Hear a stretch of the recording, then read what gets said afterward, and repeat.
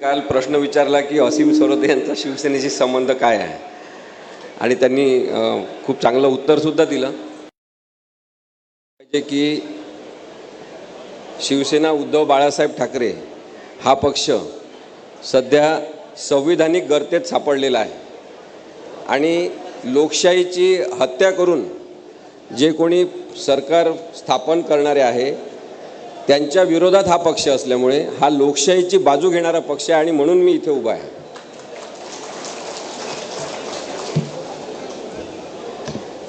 एक मिनिट फक्त मी सांगतो माझ्याबद्दल की मी आता 23-24 वर्षांपासून वकिली करतो आणि नागरी हक्क, लोकशाही, संविधान या विषयावर वेगवेगळ्या केसेस आम्ही चालवतो, पर्यावरणाच्या विषयावरच्या केसेस चालवतो आणि मी कधीच विषय महत्त्वाचा असेल तर कोणाची बाजू आपण मांडायची ठरवण्यामध्ये काही वेळ लावलेला नाही आहे।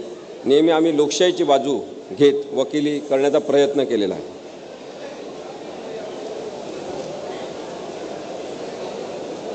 आता सगळ्यात पहिले जो विषयातले सगळे मुद्दे आहेत, 3 मुद्दे महत्त्वाचे आहेत। त्यातला पहिला मुद्दा मी आपल्यासमोर मांडतो तो म्हणजे कार्यकर्त्यांवर, विशेषतः राजकीय कार्यकर्त्यांवर ज्या खोट्या केसेस दाखल होतात त्याबद्दल आपण महाराष्ट्रात चर्चा होताना जास्त बघत नाही। ज्यांच्यावर खोट्या केसेस दाखल होतात त्यांच्या परिवाराला, त्यांच्या मित्रांना, त्यांच्या राजकीय पक्षाला खूप मोठ्या अडचणींमधून जावं लागतं। विशेषतः परिवाराचं जे नुकसान होते ते खूप मोठं असते आणि याची सुरुवात, खोट्या केसेस दाखल करण्याची सुरुवात आत्ताच झालेली नाही हे लक्षात घ्या। मी आपल्याला एक उदाहरण देतो राष्ट्रीय पातळीवरचं। इंडिया ब्लॉक नावाचा एक विरोधी पक्षांचा गट स्थापन करण्यात आला ज्याच्यामध्ये साधारणतः 26 राजकीय पक्ष, भारतातले 26 राजकीय पक्ष एकत्र येऊन त्यांनी इंडिया ब्लॉक नावाचा एक विरोधी पक्ष स्थापन केला आणि त्यांचा जो दबदबा वाढायला लागला इंडिया आघाडीचा, ज्याच्यामध्ये शिवसेना उद्धव बाळासाहेब ठाकरे हा पक्षसुद्धा आहे, त्यांचा जो भारतभर दबदबा वाढायला लागला त्यामुळे धास्ती घेऊन आता यांना थांबवलं पाहिजे असा विचार करून एक भाजपचा माणूस पुढे करण्यात आला आणि त्यांनी दिल्लीला बाराखंबा रोड इथे 26 राजकीय पक्षांविरुद्ध केस दाखल केली की हे इंडिया हे नाव गैरवापर करत आहेत आणि त्यांनी एम्ब्लम्स ॲक्टनुसार ती कारवाई करण्याचा प्रयत्न केला। त्याची कंप्लेंट झाली। तो भाजपचा कार्यकर्ता आहे, त्याचं अविनीश मिश्रा असं नाव आहे। आता ही सुरुवात आहे, याच्यापूर्वीसुद्धा आणि याच्यानंतरसुद्धा अनेक खोटे गुन्हे कार्यकर्त्यांवर दाखल झालेले आहेत। अर्थात पोलिसांना याच्यामध्ये काही कार्यवाही करता आली नाही पुढची, त्यांनी गुन्हासुद्धा नोंद केला, FIR नोंद करूनसुद्धा काही करता आलं नाही। कारण की इंडिया हे नाव जर स्वतःच्या फायद्यासाठी कोणी वापरत असेल, इंडियाचं आम्ही प्रतिनिधित्व करतो असं दाखवून वापरत असेल आणि असं सजेस्ट करत असेल की आम्ही गव्हर्नमेंट ऑफ इंडिया म्हणजे आम्हीच आहोत, तरच त्यांच्यावर कारवाई होऊ शकते, नाहीतर इंडिया हे नाव वापरण्यावर बंदी नाही हे जेव्हा लक्षात आलं तेव्हा कारवाई करण्यात आली नाही। परंतु पोलिसांचा गैरवापर करून गुन्हा मात्र नोंदवण्यात आला। मी आपल्याला असे अनेक उदाहरणं देऊ शकतो। आपल्याला सगळ्यांना माहीत आहे की संसदेची सुरक्षा भेदून 5 जण संसदेमध्ये उड्या मारल्या त्यांनी। जी संसद नरेंद्र मोदींनी तयार केली होती, नवीन संसदेची इमारत, एकतर आवश्यकता नसताना नवीन संसदेची इमारत तयार केली आपल्या पैशातून, आपल्या जनतेच्या पैशातून, आणि तिथे त्यांनी निषेध म्हणून उड्या मारल्या काही मुलांनी। त्यांचा मुद्दा होता की नरेंद्र मोदी रोजगाराबद्दल का बोलत नाही, नरेंद्र मोदी बेरोजगारीबद्दल का बोलत नाही, नरेंद्र मोदी गरिबीबद्दल का बोलत नाही, असा त्यांचा मुद्दा होता आणि त्या मुलांनी संसदेमध्ये उड्या मारल्या जिथे खासदार सगळे निवडून आलेले बसलेले असतात। आता अर्थातच आपण पाहिलं तर हा गुन्हा आहे, हे चुकीचं आहे की संसदेमध्ये परवानगी न घेता घुसणं ही घुसखोरी चुकीची आहे। त्याच्याबद्दल त्या 5 जणांना शिक्षा व्हायला पाहिजे। त्या 5 जणांमध्ये एक अमोल शिंदे नावाचा लातूरचा आपल्या महाराष्ट्रातला आहे। त्याच्याकडून जेव्हा माहिती घेतली तेव्हा असं कळलं की त्याचा या बाकीच्या 4 जणांशी काही संबंध नाही, परंतु आजकाल जसं व्हॉट्सअपवर ग्रुप तयार करतात तसं ग्रुप तयार झाला बेरोजगारीच्या विरुद्ध आणि हा त्यांच्याशी जोडला गेला। त्यांनी अनेकदा अमोल शिंदेनी प्रयत्न केले की आपण पोलीस खात्यामध्ये भरती झालं पाहिजे, आपण भारतीय संरक्षण दलामध्ये सहभागी झालं पाहिजे, परंतु मग कोविडचा काळ लागला कोविडचा काळ लागल्यामुळे याची वयोमर्यादा निघून गेली आणि अनेक मुलांनी रस्त्यावर मोर्चा काढला की कोविडचा काळ एक्झाम करा, आम्हाला परीक्षा देऊ द्या. परंतु मग आता नोकरीची संधीच आपण गमावलेली आहे असं लक्षात आल्यावर त्याला हे दिसलं की आपले पंतप्रधान बेरोजगारीबद्दल, गरिबीबद्दल बोलत नाही आणि म्हणून तो त्या लोकांशी जोडला गेला आणि तो दिल्लीला गेला आणि तिथे भगतसिंगांच्या स्मृती दिवशी त्यांनी तिथे उड्या मारल्या. आता माझं हे आधीपासून म्हणणं आहे की त्या मुलांना त्यांच्या त्या बेकायदेशीर वागण्याबद्दल शिक्षा झालीच पाहिजे, परंतु यांच्यावर UAPA नावाचा अत्यंत हिंस्र स्वरूपाचा कायदा लावण्यात आला. एखादा पंतप्रधान असतो तो कोण असतो, एखादा मुख्यमंत्री असतो तो कोण असतो, मुख्यमंत्री असो किंवा पंतप्रधान असो तो आपला पालक असतो. निवडून आल्यावर आणि पंतप्रधान पदावर बसल्यावर तो माणूस त्या राजकीय पक्षाचाच आहे असं होत नाही, तो आपल्या संपूर्ण भारताचा पंतप्रधान असतो. मग त्या माणसाचं काम काय आहे, पालक म्हणून त्या माणसाचं काम काय आहे? जो पंतप्रधान पदावर बसला असेल त्या माणसाचं काम आहे की 5 भारतातले युवक संसदेमध्ये घुसतात आणि ते पिवळ्या धुराचे नरकांडे फोडतात, निषेध करतात, तेव्हा पंतप्रधानांचं काम आहे. पंडित नेहरू असते तर काय केलं असतं असा विचार केला मी. पंतप्रधान पंडित नेहरूंनी काय केलं असतं, त्या 5 जणांना बोलावलं असतं, त्यांना विचारलं असतं की तुमचं काय दुःख आहे, तुम्ही एवढा टोकाचा निषेध तुम्ही का नोंदवला. त्या मुलांना मानसिक आधाराची गरज आहे, त्या मुलांना समजून सांगण्याची गरज आहे की बेकायदेशीर पद्धतीने कायदेशीर मागण्यांची तुम्ही रचना करू शकत नाही. पण तसं न करता त्या मुलांवर UAPA लावण्यात आला. आता पुढची गोष्ट आहे का खोटे गुन्हे कसे नोंद करण्याचे प्रयत्न करतात. इथे संजय राऊत साहेब आहेत, त्यांना हे माहिती असेल. आणि त्या मुलांना त्यानंतर पकडण्यात आलं, त्यांना कुणाला भेटू देण्यात आलं नाही, त्यांना जामीन मिळणार नाही अशी व्यवस्था करण्यात आली. ते राजकीय कार्यकर्ते नसून सुद्धा राजकीय भूमिका घेतली म्हणून त्यांच्यावर खोट्या केसेस दाखल करण्यात आल्या. त्यानंतर त्या मुलांना मारहाण करण्यात आली असं त्यांनी सांगितलेलं आहे. मारहाण कशासाठी करण्यात आली की त्यांनी विरोधी पक्षातल्या काही नेत्यांचे नावं घेतले पाहिजे की यांनी आम्हाला संसदेमध्ये जाण्यासाठीचा मार्ग सांगितला, यांनी आम्हाला संसदेमध्ये बेकायदेशीर पद्धतीने प्रवेश मिळवून दिला आणि त्या लोकांना सुद्धा गुन्हेगार करायचा असा प्रयत्न करण्यात आला. नेत्यांशी संबंध असतील हे मान्य केलं नाही तर आम्ही तुम्हाला मारहाण करू, अशा प्रकारे जर कायद्याची प्रक्रिया चालवण्यात येत असेल, काही निष्पाप मुलांविरुद्ध ज्यांनी गुन्हा जरूर केलेला आहे त्यांना त्याची शिक्षा झाली पाहिजे, परंतु UAPAचा कायदा लावून त्यांचं गुन्हेगारीकरण करणं बरोबर आहे का, हा प्रश्न आपण नक्कीच विचारात घेतला पाहिजे. आणि आता मी यावेळेस काय झालं, मागच्या वेळेस साहेबांनी बोलावलं होतं मला, मी बोललो आणि माझ्यावरच काही खोट्या केसेस दाखल झाल्या. माझी सनद कॅन्सल झाली पाहिजे, मी वकिली नाही करू शकलो पाहिजे, याच्यासाठी माझ्याबद्दल तक्रार काही लोकांनी केली. आणि म्हणून मी तुम्हाला आता सगळे हे पुराव्यासकट दाखवायला आणलं की इंडियन एक्सप्रेसमध्ये आलेली बातमी आहे, त्याच्या आधारे मी आपल्याला हे आत्ताचं जे काय माझं म्हणणं आहे ते सांगतो आहे की फेक नरेटिव्ह काय असते. त्यानंतर एक महत्त्वाचा मुद्दा आपण लक्षात घेतला पाहिजे, जो इथल्या बऱ्याच राजकीय कार्यकर्त्यांना माहिती असेल. मला नाशिक जिल्ह्यातले असे लोक माहिती आहेत, इथे हिरेसाहेब बसले आहेत, ज्यांच्यावर खोट्या केसेस ओढून ताणून जास्तीचे कलम लावूनच्या केसेस दाखल करण्यात आले. मला इथले नाशिक जिल्ह्यामधले कार्यकर्ते माहिती आहेत काही राजकीय पक्षांचे, ज्यांच्यावर तडीपारीचे अहवाल तयार करण्यात आले आणि महाराष्ट्रामध्ये सगळीकडे झालं. जेव्हा सत्तांतर झालं जबरदस्तीने, बेकायदेशीर पद्धतीने आणि एकनाथ शिंदे जेव्हा मुख्यमंत्री झाले त्याच्यानंतर पोलिसांच्या बळाचा अत्यंत मोठ्या प्रमाणात गैरवापर महाराष्ट्रामध्ये करण्यात आला. त्याची आकडेवारी क्राईम रेकॉर्ड्स ब्युरोनी सुद्धा प्रसिद्ध केलेली आहे की तडीपारीचे किती अहवाल तयार करण्यात आले. तडीपारी म्हणजे काय की तुम्ही गुन्हेगारी प्रवृत्तीचे आहे, तुम्ही त्या जिल्ह्यामध्ये राहण्याच्या लायकीचे नाही, त्या गावामध्ये राहण्याच्या लायकीचे नाही, तुम्ही सामाजिक अशांतता पसरवणारे घटक असल्यामुळे तुम्हाला या जिल्ह्यातून दुसऱ्या जिल्ह्यात तडीपार करण्यात येते. आता आपण हे समजून घेतलं पाहिजे की तडीपारीचे अहवाल जे तयार होतात ते पोलीस कसे तयार करतात, राजकीय दबावाखाली कसे तयार करतात. कायद्यानुसार काय अपेक्षित आहे की तुमच्यावर जर नुसता FIR असेल, गुन्हा नोंद झाला असेल आणि तपास सुरू असेल तर त्याची गिनती आपल्याला तडीपारीचा अहवाल करताना तयार करताना करता येत नाही. इथं पोलीस आहेत, त्यांना माहिती आहे, तरीसुद्धा जबरदस्तीने त्यांना तशा प्रकारचे अहवाल तयार करायला लावले जातात आणि कार्यकर्त्यांवर म्हणजे विरोधी पक्षाच्या कार्यकर्त्यांवर खोटे अहवाल दाखल केले जातात आणि त्यांना तडीपार केलं जाते. खरं तर इथे संजय राऊत साहेब आहेत, आणखी ज्येष्ठ नेते खैरे साहेब आहेत, त्यांनी संसदेमध्ये काम केलेलं आहे, ते करत आहेत.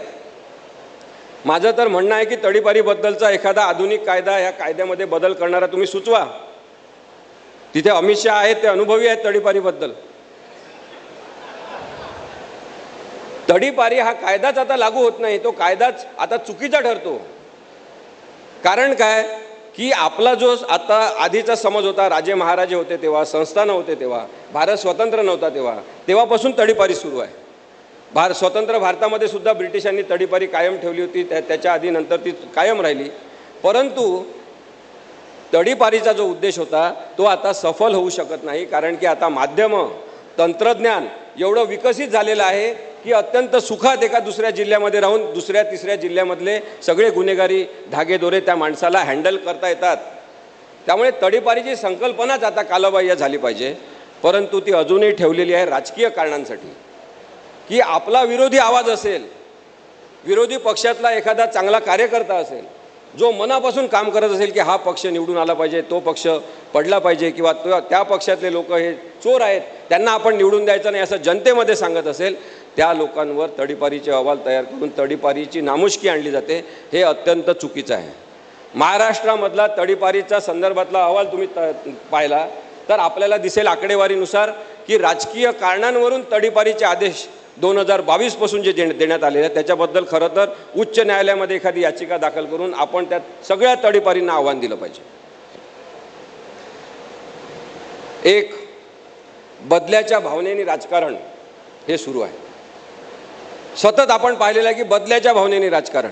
आपल्या व्हॉट्सअपवर, आपल्या यूट्यूबवर आपण व्हिडिओ आलेले पाहिलेला आहे की किराणा दुकानामध्ये काही पोलीस अधिकारी जातात आणि ते म्हणतात की तुमच्यावर गुन्हा दाखल करायचा आहे. त्याला धरतात. तो सांगतो कालच मी भाजपमध्ये प्रवेश केला आहे, आणि मग त्याला म्हणतात सॉरी, जरा चूक झाली आमच्याकडून. हा जोकचा भाग आपण सोडला तरी याच्यातलं गांभीर्य लक्षात घेतलं पाहिजे की खोट्या गुन्ह्यांखाली कार्यकर्त्यांचा आवाज बंद करणं, विरोधी पक्षाचा आवाज बंद करणं हे लोकशाहीमध्ये योग्य नाही आणि ते थांबलं पाहिजे. यासाठी सगळ्यांनी प्रयत्न करण्याची गरज आहे. तुम्ही सगळ्यांनी सुद्धा याच्यासाठी प्रयत्न केले पाहिजे.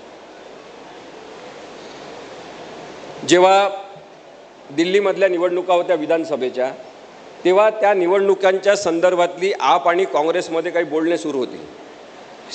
सीटच्या शेअरिंगबद्दलचं बोलणं सुरू होतं आणि नेमकं त्यावेळेस अरविंद केजरीवालला उचलण्यात आलं आणि त्याला कारागृहात टाकण्यात आलं की यांचं बोलणं झालं नाही पाहिजे, यांचं सीट शेअरिंग बरोबर झालं नाही पाहिजे आणि आपल्याला विजय मिळवण्यासाठी ज्या ज्या गोष्टी असेल त्या केल्या पाहिजे. अशा साम दाम दंड भेद या नीतीवर लोकशाही चालत नसते, हे लक्षात घ्या. राजकारण तुमचं चालेल त्यावेळेसाठी, पण तुम्ही लोकशाहीची जी हानी करता ती अत्यंत चुकीची असते. हे सगळ्याच राजकीय पक्षांनी लक्षात घेतलं पाहिजे आणि विशेषतः महाराष्ट्रातल्या असंविधानिक वागणाऱ्या पक्षांनी आणि भारतीय जनता पक्षांनी विशेषतः लक्षात घेतलं पाहिजे. एक सामूहिक खच्चीकरण कायद्याचा आणि पोलिसांचा धाक दाखवून करण्यात आला. सीबीआयचा वापर आपण काँग्रेसच्या काळात सुद्धा पाहिला, चुकीचा झाला आणि सुप्रीम कोर्टाने म्हटलं की सीबीआय हे काँग्रेसच्या पिंजऱ्यातला पोपट झाला आहे का, असा प्रश्न त्यांनी विचारला होता. त्याच्यापेक्षा भयानक परिस्थिती आता आहे, कारण की नुसतं सीबीआय नाही तर ईडी सारख्या यंत्रणा, इन्कम टॅक्स सारख्या यंत्रणा सगळ्या या लोकांच्या विरुद्ध आणि लोकशाहीचा आवाज दाबण्यासाठी वापरण्याचा प्रकार जास्त प्रमाणात सुरू झालेला आहे. सीबीआयला तर आता कॅप्टिव्ह ब्युरो ऑफ इन्व्हेस्टिगेशन असं म्हणतात की पकडण्यासाठी लोकांना वापरण्याची यंत्रणा. अत्यंत चुकीचं आणि अराजकीय असं वातावरण मला आपल्या याच्यातून या सगळ्या उदाहरणांमधून मांडायचं होतं. मी संजय राऊत साहेबांना विनंतीसुद्धा केली की ज्या ज्या कार्यकर्त्यांवर महाराष्ट्रात खोट्या केसेस दाखल झाल्या असतील त्या सगळ्यांची यादी तयार केली पाहिजे आणि आपण त्याच्यात सामूहिक पद्धतीने कायद्याचा आवाज काय करू शकतो याचा विचार केला पाहिजे. आता पोलिसांचा हा जो गैरवापर आहे, पोलिसांचं हे जे थैमान आहे बेकायदेशीरतेचं, हे सगळेच पोलीस करतात का? नाही. काही पोलीस हे वाईट वागतात, काही पोलीस हे वाईट प्रवृत्तीचे आहेत, काही IPS अधिकारी महाराष्ट्रातले हे अत्यंत वाईट प्रवृत्तीचे आणि राजकीय झालेले आहेत. सगळे पोलीस अधिकारी तसे नसतात, सगळे न्यायाधीश तसे नसतात, सगळे वकीलसुद्धा तसे नसतात आणि सगळे पत्रकारसुद्धा तसे नसतात. परंतु पोलीस विभागातील काही जण हे राजकारणाच्या नादी लागलेले आहेत आणि राजकीय झालेले आहेत. त्यामुळे अशा पोलीस अधिकाऱ्यांवर आपण सगळ्यांनी लक्ष ठेवलं पाहिजे. आणखी एक गोष्ट महत्त्वाची आहे की 197 CRPC जे होतं क्रिमिनल प्रोसिजर कोड, त्याच्यामध्ये काय होतं की पोलिसांनी कोणतीही कारवाई केली असेल तर त्यांच्या कृतीला संरक्षण कायद्याने दिलं होतं. परंतु 2024मध्ये 15 डिसेंबर 2024मध्ये सर्वोच्च न्यायालयाने एक निकाल दिला आणि सांगितलं जाहीरपणे, हे आता उपलब्ध आहे आपल्यासमोर, की अधिकारांचा गैरवापर करणाऱ्या पोलिसांना कायद्याचं कोणतंही संरक्षण नाही. त्यांच्यावर आपण सुद्धा केसेस दाखल करू शकतो. आपण या केसेस दाखल केल्या पाहिजे. कोणी कोणत्याही वर्दीतला असो, कोणत्याही कपड्यामधला असो, जर कायद्याचा गैरवापर करत असेल तर त्या माणसाला सोडणार नाही, अशी भूमिका आपण सगळ्यांनी घेतली पाहिजे. खोट्या केसेस दाखल करणं, खोटे पुरावे दाखल करणं, अशा गोष्टींना आता कोणत्याही प्रकारचं संरक्षण मिळणार नाही, हे सर्वोच्च न्यायालयाने सिद्ध केलेलं आहे. प्रत्येक राजवटीत अशा खोट्या केसेस झालेल्या आहेत. कोणत्याही पक्षाची ताकद ही कार्यकर्ते असतात. मनापासून काम करणारे कार्यकर्ते ही खरी ताकद असतात आणि तशी ताकद ही शिवसेना उद्धव बाळासाहेब ठाकरे यांच्याकडे आहे. महाराष्ट्रामध्ये संपूर्ण हे चित्र आहे. मी शिवसेनेचा कोणीच नाही. मला संजय राऊत साहेब बोलवतात, मी येतो, मी आपलं म्हणणं इथे सांगतो आणि ते कायदेशीर काय असेल ते सांगतो. तरीसुद्धा तुमच्या मंचावर येण्यामुळे मला महाराष्ट्रामध्ये जे आदराचं स्थान निर्माण झालेलं आहे ते शिवसेनेचं खरं स्थान. लोक आदराने मला सांगतात की तुम्ही सांगता ते बरोबर आहे, पण हवालदिल होतात की आपण करायचं कसं. लक्षात ठेवा, न्याय मागण्याची लढाई सोपी कधीच नसते. संविधानामध्ये न्याय लिहिला आहे, कायद्यामध्ये न्याय लिहिलेला आहे, म्हणून न्याय कधीच मिळालेला नाही. भांडण केल्याशिवाय आणि झगडल्याशिवाय न्याय मिळालेला नाही. त्यामुळे खोट्या केसेस विरुद्ध सुद्धा आपल्याला हिंमत दाखवावी लागेल की ही खोट्या केसेसची साखळी आपण तोडली पाहिजे.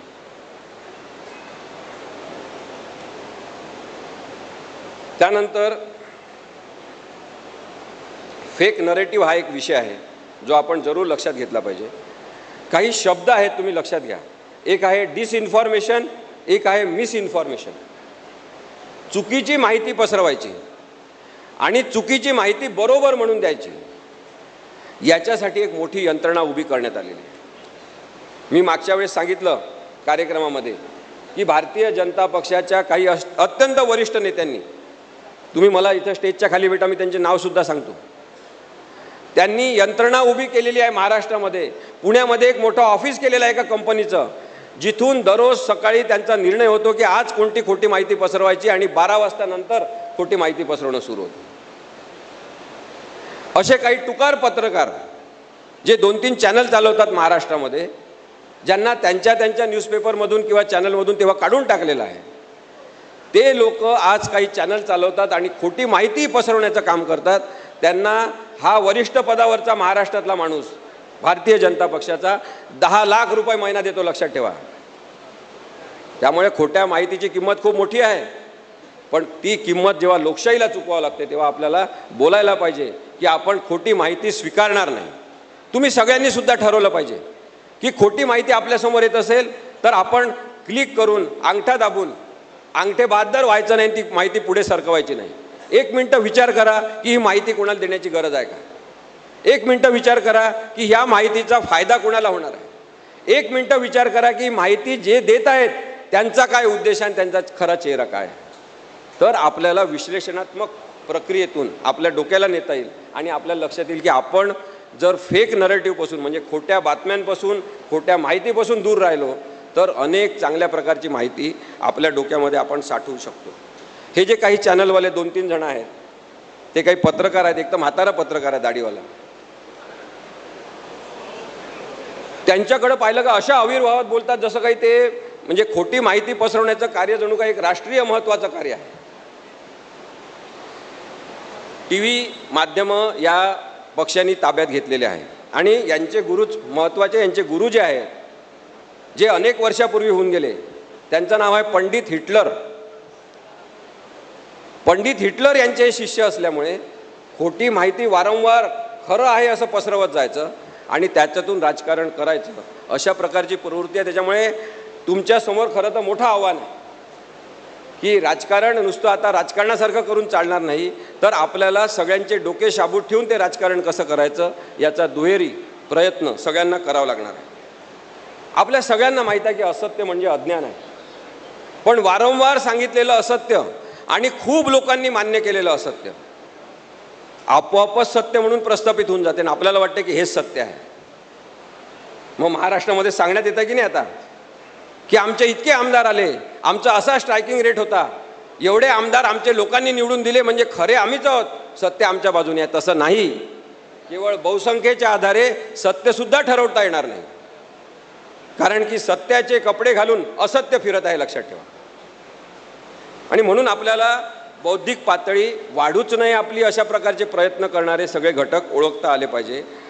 एकीकडे आपल्याला सांगण्यात येते, आजकाल शाळेमध्ये मास्तर सांगतात वरण भात भाजी पोळी खाऊन घरी सुखी राहा, अशा स्वरूपाची प्रवृत्ती असलेले जे लोक आहेत, काही मास्तरसुद्धा त्याच्यामध्ये आहेत, ते आता सांगायला लागले शाळांमध्ये कॉलेजमध्ये राजकारणात पडू नका, राजकारणाबद्दल बोलू नका, कारण की लोकशाहीचाच आत्मविश्वास गमावता आला पाहिजे, यासाठी आपण राजकारणात पडू नका, असं यांचं म्हणणं आहे. सामान्यातल्या सामान्य माणसाला मी सांगू इच्छितो या मंचावरून, सगळ्यांनी राजकारण करा, सगळ्यांनी राजकारणाबद्दल विचार करा. आपल्या सगळ्यांना राजकारणावर बोलण्याचा अधिकार आहे, कारण की आपण मतदार आहोत, कारण की आपण भारताचे नागरिक आहोत. आणि नागरिक असणं ही संकल्पना राजकीय आहे. संविधान हे राजकीय पुस्तक आहे, ते काही भजन करायचं पुस्तक नाही आहे. त्यामुळे आपण सगळेजण राजकीय आहोत आणि आपण सगळेजण राजकारणाबद्दल बोललं पाहिजे. खोट्या राजकारणाला हाणून पाडण्याची हिंमत ही सामान्य माणसांमध्येच असल्यामुळे हे सामान्य माणसांना सांगतात राजकारणात पडू नका. आपण आता राजकारणातच पडायचं आणि राजकारणाबद्दल बोलायचं. उज्ज्वला गॅसच्या निमित्ताने आपल्या घरात घुसवलेला आहे राजकारण, आणि तो गॅस लोकशाहीचा जर असेल तर बाहेर आणून त्याचा आता स्फोट झाला पाहिजे. आणि आपण सांगितलं पाहिजे की तुमच्या खोट्या गोष्टी आम्हाला मान्य नाही. आम्ही राजकारणाच्या सत्यतेबद्दल बोलणार, राजकारणाच्या शुद्धतेबद्दल आम्ही प्रयत्न करणार. बदलापूर प्रकरण आपण सगळ्यांनी पाहिलं. माझी इथे बसलेल्या सगळ्यांना विनंती आहे, कोणीही कधीही एन्काउंटरचं समर्थन करता कामा नये. लोकशाहीला ते मान्य नाही, संविधानाला ते मान्य नाही. बदलापूर प्रकरण झालं आणि एक फेक नरेटिव्ह पसरवण्यात आला काही दिवसामध्ये, कारण की ते प्रकरण अंगावर यायला लागलं. आपण प्रमुख आहात आणि तरी आपल्या जिल्ह्यामध्ये अशा प्रकारची घटना घडते, याचं त्यांना वाईट वाटायला लागलं. मग दुसरीकडे आदर्श शिक्षण संस्था म्हणून जिथले काही ट्रस्टी सापडले होते आरोपी म्हणून काही जण, त्यांना वाचवण्याचा प्रयत्न करणं आवश्यक झालं. आणि अशा याच्यातून मग ठरलं की आरोपीला मारायचं. आणि मग संतोष शिंदे हा जो आरोपी आहे, मी त्याच्या आधी सांगून देतो की कल्याणच्या कोर्टामध्ये त्या विक्टिमच्या परिवारातर्फे मी स्वतः माझ्या वकील मित्रांतर्फे वकीलपत्र दाखल केलं होतं की या कोण आरोपी असेल संतोष शिंदे, त्याला शिक्षा झालीच पाहिजे. आम्ही विक्टिमच्या लहान लहान मुलींच्या बाजूने होतो. आम्हाला वाटत होतं की आपण कायद्याच्या मार्गाने त्यांना शिक्षा दिली पाहिजे. परंतु मध्येच यांची इज्जत महत्त्वाची झाली आणि त्यामुळे संतोष शिंदेला मारण्याचा सगळा प्रयत्न सुरू झाला. एका अशा ठिकाणावरून गाडी नेण्यात आली पोलिसांची, गरज नसताना एक तर या जेलमधून त्या जेलमध्ये त्याला ट्रान्सफरची ऑर्डर काढली. मग त्याला पोलीस व्हॅनमधून नेताना पहिल्यांदा महाराष्ट्राने पाहिलं की पोलीस व्हॅनला पडदे लावून नेण्यात आलं. एका निर्मनुष्य जागेवरून ती गाडी नेण्यात आली आणि त्याचा एन्काउंटर करण्यात आला, हे दाखवून की पोलिसांवर तो हल्ला करत होता. आणि आज सगळे प्रकार उच्च न्यायालयाने उघड केलेले आहेत. काही पोलिसांवर ठपका ठेवलेला आहे, त्यांची नोकरी जाणार, त्यांची चौकशी होणार, हे नक्की आहे.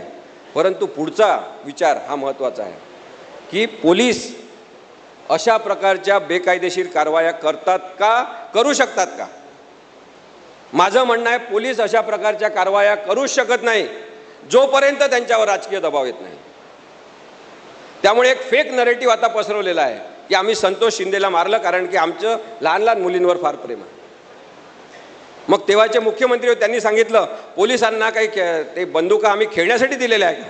अहो, आम्हाला माहीत आहे खेळण्यासाठी बंदुका दिल्या नाही, परंतु हिंसा करण्यासाठी दिलेल्या आहे का, बेकायदेशीर वागण्यासाठी दिलेल्या आहे का? एकनाथ शिंदेंना हा प्रश्न आपण सगळ्यांनी विचारला पाहिजे. त्या आरोपीला मारण्यामध्ये त्यांचासुद्धा सहभाग असेल, प्रोत्साहन असेल, तर अशा सगळ्यांना जे जे राजकीय नेते, तेव्हा भिंतींवर तुम्ही जाऊन बघितलं असतं तेव्हा तर दिसले असते, ते फोटो आहेत अजून पण, त्यांनी आपले स्वतःचे शिकारीसारखे टोप्या घालून फोटो लावलेले होते ठाणे जिल्ह्यामध्ये, कल्याणमध्ये, आणि त्याच्यात लिहिलं होतं बदला पुरा हुआ. ज्यांनी ज्यांनी असं लिहिलं होतं त्या सगळ्यांवर गुन्हे दाखल झाले पाहिजे, ते कोणत्याही राजकीय पक्षाचे असो. आणि ते तेव्हाचे सत्ताधारी पक्षाचे होते, मी तुम्हाला सांगतो. एन्काउंटर हे एक फेक नरेटिव्ह आहे. या फेक नरेटिव्ह फॅक्टरीचे मालक आता राज्य सत्तेचे मालक झालेले आहेत आणि त्यामुळे आपल्याला फेक नरेटिव्हबद्दल अत्यंत चांगल्या पद्धतीने समजून घ्यावं लागेल. दुसरा विषय आहे तो म्हणजे पुढचा, की उरी हा सिनेमा आपण सगळ्यांनी पाहिला. उरी हा सिनेमा, हाऊ इज द जोश असं म्हणून तो सिनेमा पाहायला मंत्री वगैरे पाठवले. परंतु जेव्हा सत्यपाल मलिक नावाच्या माणसाने मुलाखत दिली तेव्हा खरं बाहेर आलं आणि आम्ही अनेक जण जे म्हणत होतो ते खरं ठरलं. सत्यपाल मलिक कोण आहेत?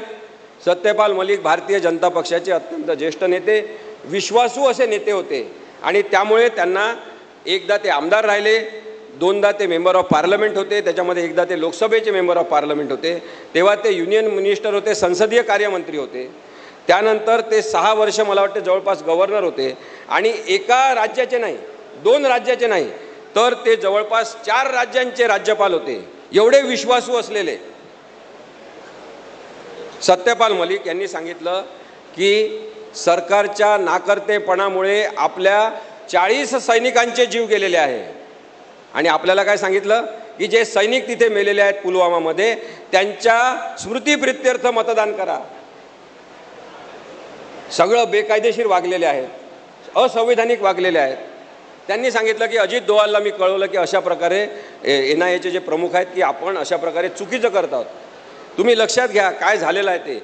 78 गाड्यांचा ताफा, 78 मिलिटरीच्या गाड्यांचा ताफा जो पूर्ण कॉन्वॉय रस्त्यांवरून नेण्यात आला, त्याच्यामध्ये साधारणतः 2500 सैनिक आणि अशा रस्त्यावरून नेण्यात आला जो सॅनिटाईज करण्यात आला नाही की इथे कोणी शत्रू आहे का, कोणी लपून बसला आहे का, हे काही पाहण्यात आलं नाही, त्याचा अहवालसुद्धा नाही. आणि 8 ते 10 वेगवेगळे लिंक रोड त्याला जोडणारे असलेले ते सुद्धा त्यांनी सील केले नाही. आणि आपण पाहिलं की त्या लिंक रोडमधूनच एक गाडी आली आणि त्या आपल्या सैनिकांच्या गाडीचा बॉम्बस्फोट केला. खरं तर 78 गाड्यांचा 2500 जवानांचा ताफा असा कधीच रस्त्यांवरून नेत नसतात. यांनी सांगितलं की आपल्याला हेलिकॉप्टर पाहिजे, गव्हर्नरनी सांगितलं की विमान पाठवा, त्यांनी सांगितलं काही गरज नाही. आणि मग जेव्हा यांनी मोदींना फोन केला असं ते सत्यपाल मलिक म्हणतात, तेव्हा त्यांनी सांगितलं की अमित शहांनी सुद्धा सांगितलं की चुप बैठो. आणि तेव्हा सत्यपाल मलिक यांच्या लक्षात आलं की आता हे जे सैनिक मेलेले आहेत याचा पाकिस्तान विरोधी भूमिका तयार करून मतं मागण्याचा उपयोग होणार आहे आणि तसा उपयोग करण्यात आला. लक्षात घ्या, फेक नरेटिव्हमध्ये खरोखरच्या जीवांना मुकावं लागते. आपले खरोखरचे सैनिक ते देशासाठी भांडणार होते, त्यांना यांच्या खोट्या कारवायांमध्ये मरावं लागलं आणि त्याच्या बेसिसवर यांनी जर मतं मागितली असतील तर आपण सगळ्यांनी यांचा निषेध केला पाहिजे. तेव्हा मला राहत इंदोरीची त्या 2 ओळी महत्त्वाच्या आहे. राहत इंदोरीने काय म्हटलं होतं? सरहद पे बहुत तनाव है क्या, सरहद पे बहुत तनाव है क्या, कुछ पता तो करो चुनाव है क्या.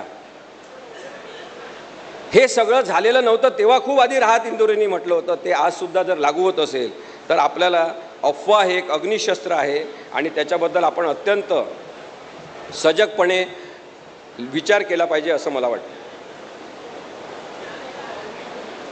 अभिव्यक्ती स्वातंत्र्य हा मुद्दा याला धरूनच महत्त्वाचा आहे की स्वातंत्र्य या शब्दाची रचना करताना अभिव्यक्ती स्वातंत्र्य हा आपल्या संविधानाचा प्राण आहे. लक्षात घ्या.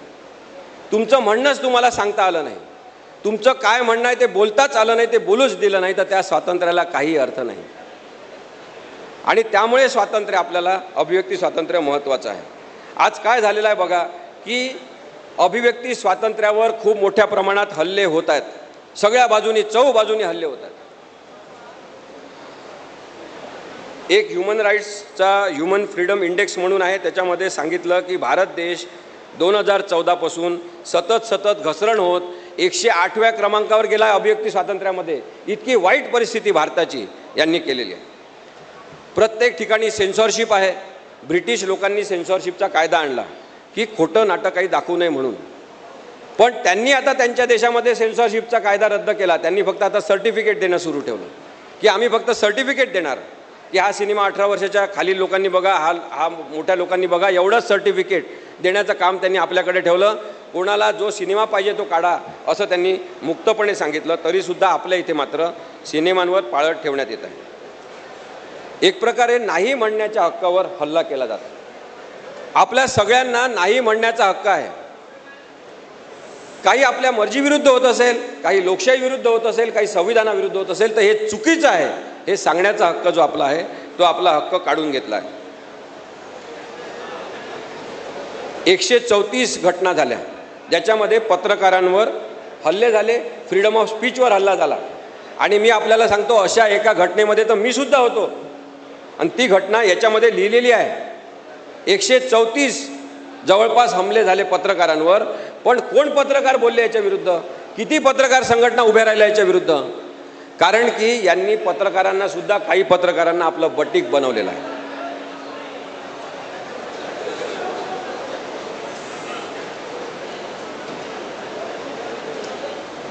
आता ही घटना कोणती होती ती मी आपल्याला सांगतो. पुण्यामध्ये आम्ही निर्भय बनवची एक सभा घेतली. त्याच्यामध्ये मी, निखिल वागळे ज्येष्ठ पत्रकार आणि माझा मित्र विश्वंभर चौधरी, आम्ही तिघंजण एका कारमधून जात होतो. तर आमच्या कारवर 6 ठिकाणी हल्ला करण्यात आला. टमाटर पहिले फेकण्यात आले, अंडे फेकण्यात आले, त्यानंतर लोक आमच्या गाडीवर चढले. असं करत करत आम्ही पुढे जात होतो तर एका ठिकाणी आणखी जास्त जबर हल्ला झाला आणि गाडीच्या काचा फोडण्यात आल्या, रॉड घालण्यात आला. मला इथे डोक्याला लागलं, रक्त निघालं. तरी सुद्धा आम्ही सभास्थानी पोहोचलो आणि आम्ही सभा घेतली. निखिल वागळे मला तेव्हाच म्हणाले, विधानसभा निवडणुकांचा काळ होता, निखिल वागळे मला तेव्हा म्हणाले की आता निर्भय बनवच्या सभा मोठ्या होणार. आणि तशी सभा आम्ही एक सिन्नरमध्ये सुद्धा पाहिली. ते आपले खासदार आलेत का इथले? हां, राजाभाऊ वाजे. अशा हल्ल्यांमुळे लोक पेटून उठले आणखी जास्त की तुम्ही बेकायदेशीर कसं करू शकता. मला तिथल्या पोलीस कमिशनरचा फोन आला, तुम्हाला तक्रार द्यायची आहे का? म्हटलं आम्ही का तक्रार द्यायची, तुमचे पोलीस आमच्यासोबत होते, युनिफॉर्ममधले होते आणि बिना युनिफॉर्ममधले होते. त्यांनी तक्रार करायला पाहिजे, त्यांनी गुन्हा नोंदवायला पाहिजे, आमचं स्टेटमेंट घ्या, आम्ही देतो. पोलीस कमिशनर तिथले, मी जाहीरपणे सांगतो, तिथले पोलीस कमिशनर हे राजकीय पक्ष प्रणित वागतात.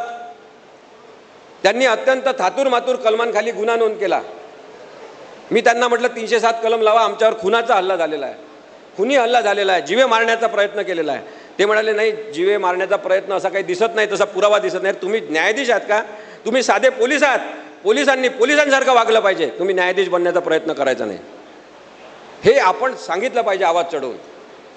मग आता मी एक विरोधाभासी घटना तुम्हाला सांगतो. एक ओरिजिनल शिवसेनेमधलेच त्या एकनाथ शिंदेसोबत गेलेले उदय सामंत आले. पुण्यामध्ये एक त्यांचा कार्यक्रम होता. कोणीतरी नाराज लोक असतील, सामान्य नागरिक, त्यांनी चप्पल फेकून मारली त्यांच्या गाडीवर. चप्पल फेकून मारली तर त्याच्यावर 307चा गुन्हा नोंदवला. काच फुटली नाही, काही झालं नाही, काहीच नाही. त्याच कमिशनरनी 307चा गुन्हा कसा नोंदवू दिला? ही जी दुहेरी वागणूक आहे, विषमतापूर्ण वागणूक आहे, ही सुद्धा आपण समजून घेतली पाहिजे की मूलभूत हक्कांसोबत तडजोड केली जात आहे. राजकीय पक्षांनी अनेक पत्रकारांना आपल्या बाजूनी घेतलेला आहे. अभिव्यक्ती स्वातंत्र्याबद्दलचं अत्यंत विनोदी उदाहरण मी आपल्याला सांगतो. तुम्ही सगळ्यांनी ऐका, मागे बसले लोक जे आहेत त्यांनी ऐका, बोलू नका, 1 मिनिट. एका माणसाचा मला फोन आला पोलीस स्टेशनमधून. त्यांनी सांगितलं की मला पोलिसांनी बोलवलेलं आहे. म्हटलं कशासाठी? तर त्यांनी सांगितलं की त्यांनी मला सांगितलं की आजच्या आज स्वतःची कटिंग करा आणि दाढी काढा, नाहीतर तुमच्यावर गुन्हा नोंदवू. म्हटलं कमाल आहे, असं कसं काय? म्हटलं कशामुळे असं म्हटलं? तर त्यांनी सांगितलं कारण मी एकनाथ शिंदेसारखा दिसतो. मी त्या माने नावाच्या माणसाला म्हटलं की एकही केस कापायचं नाही, माझ्या ऑफिसला या. आणि आम्ही त्याच्याबद्दलची केस दाखल केली. तरी सुद्धा पोलिसांनी FIR दाखल केला. आता FIR क्वॉशिंगसाठी आम्ही प्रयत्न करतो. त्याची चूक काय आहे? तो एकनाथ शिंदेसारखा दिसतो, पण त्यांनी कधी एकनाथ शिंदे सांगून काही गैरवापर केला का? तो कुठे गेला का? कुठे प्रवेश केला का बेकायदेशीररित्या? बरं, हे एक झालं.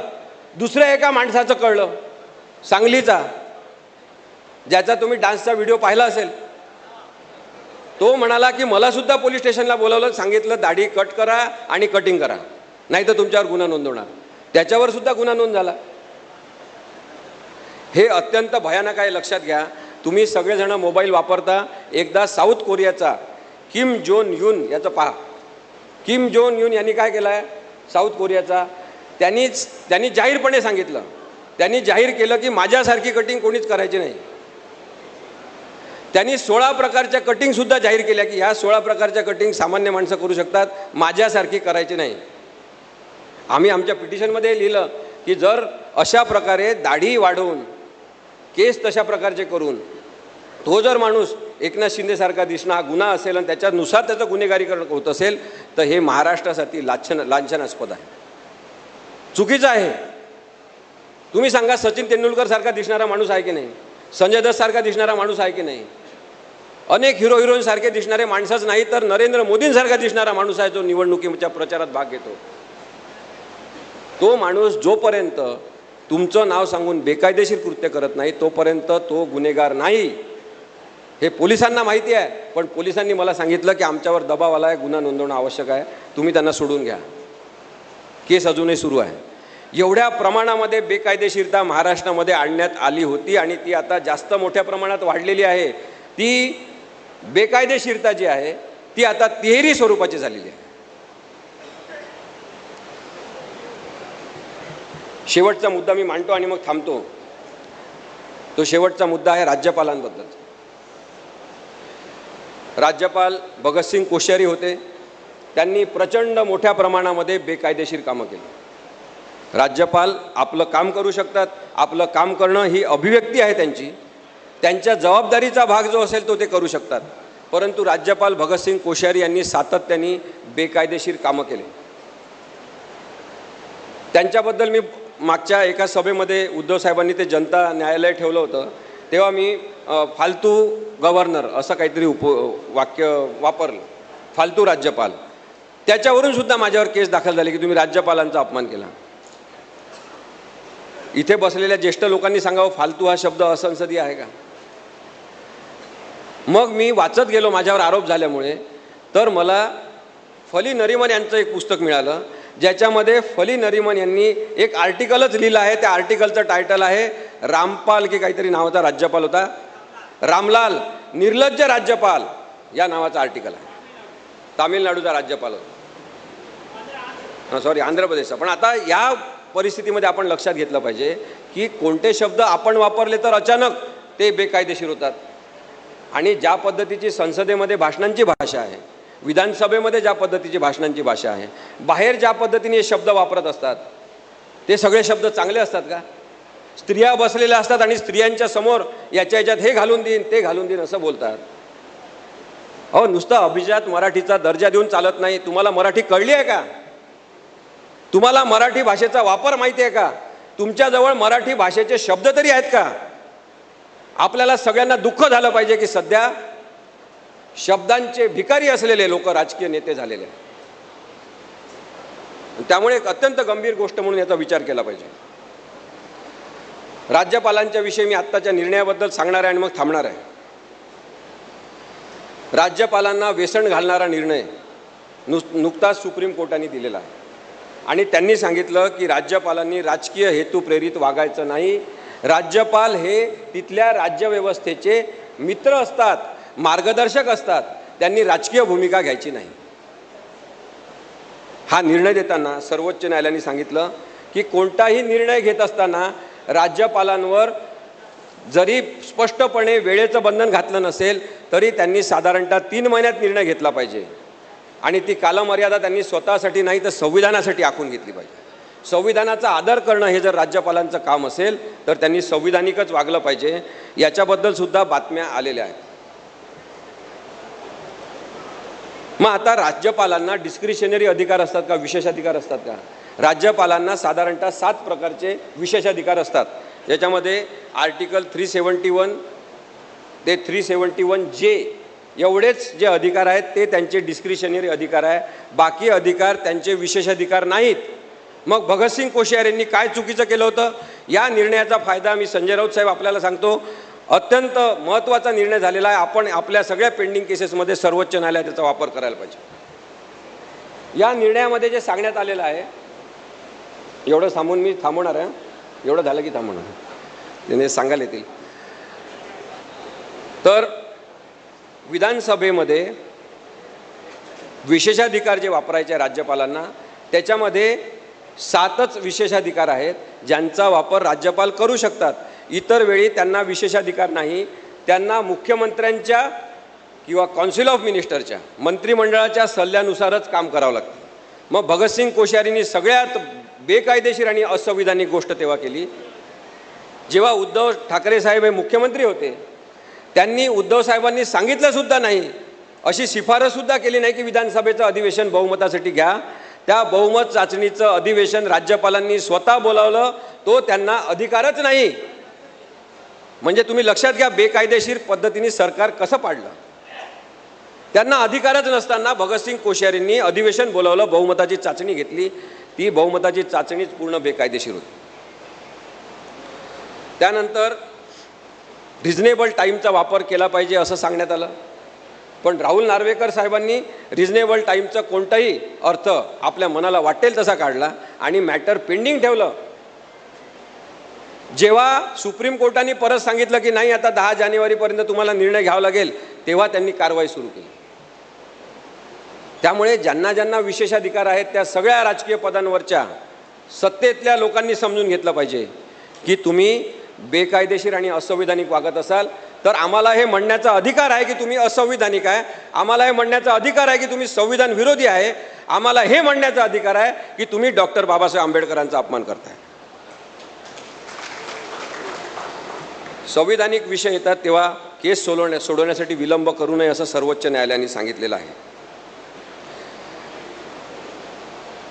आणखी एक महत्त्वाचा मुद्दा मला आपल्याला सांगायचा आहे, तो आपल्या याच्याबद्दलचाच आहे की हा जो निर्णय झालेला आहे या निर्णयाची जर अंमलबजावणी व्हायला लागली तर मी हे भाकीत करत नाही, मी काही ज्योतिषी वगैरे नाही, पण संविधानाची जाणीव असलेला, संविधान माहिती असलेला आणि संविधानाचा वापर आपण भल्यासाठी करायचा आहे, लोककल्याणासाठी करायचा आहे, भारतातल्या लोकांसाठी करायचा याची जाणीव असलेला माणूसच या नवीन निर्णयाचा वापर करून शिवसेनेसंदर्भातल्या म्हणजे उद्धव बाळासाहेब ठाकरे यांच्या बाजूनेच निर्णय देईल अशा प्रकारची आता परिस्थिती तयार झालेली आहे.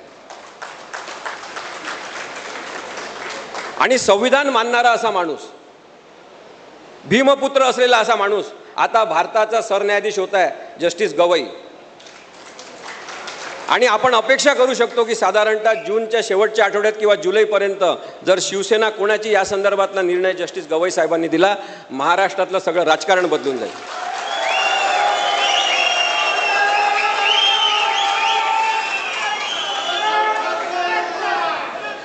एक निर्णय सर्वोच्च न्यायालयाने दिला. त्या निर्णयामध्ये त्यांनी सांगितलं की आम्ही उद्धव साहेबांनी जर राजीनामा दिला नसता तर आम्ही त्यांना पुनर्स्थापित मुख्यमंत्री म्हणून केलं असतं. हा सुद्धा निर्णय, मी लहान आहे खूप, माझी 23-24 वर्षाचीच वकिली आहे, पण मी लोकांसोबत काम केलेलं आहे. मी वेश्या व्यावसायिक स्त्रियांसोबत काम केलेलं आहे. मी 12 वर्ष जेलमध्ये काम केलेलं आहे. मी गरीब लोकांच्या केसेस चालवलेल्या आहे. मला संविधानाचे अर्थ त्यांच्या निमित्ताने समजलेले आहे. त्यामुळे मी थोडासा वेगळा विचार करतो आणि मी सत्याच्या जवळ जाणारा विचार करतो. म्हणून मला असं वाटतं की मी संविधानिक बरोबर विचार करतो. आणि कोर्टाने, सुप्रीम कोर्टाने हा जो निर्णय दिला तो चुकीचा आहे. उद्धव साहेबांना तेव्हासुद्धा मुख्यमंत्री म्हणून पुन्हा स्थापित करता आलं असतं. स्टेटस को अंटे नावाची एक कन्सेप्ट आहे, एक फ्रेज आहे कायद्यामधली. स्टेटस को अंटे म्हणजे काय की त्यावेळेस जी परिस्थिती होती ती करण्याचे अधिकार सर्वोच्च न्यायालयाला होते. तर राजीनामा देण्याच्या पूर्वीची परिस्थितीच लक्षात घेणं आवश्यक आहे. आणि त्या परिस्थितीमध्ये उद्धव बाळासाहेब ठाकरे हेच मुख्यमंत्री होते. त्यांनाच पुन्हा मुख्यमंत्री करायला पाहिजे होतं. सर्वोच्च न्यायालयाने सुद्धा चूक केलेली आहे हे आपल्याला सांगायला पाहिजे.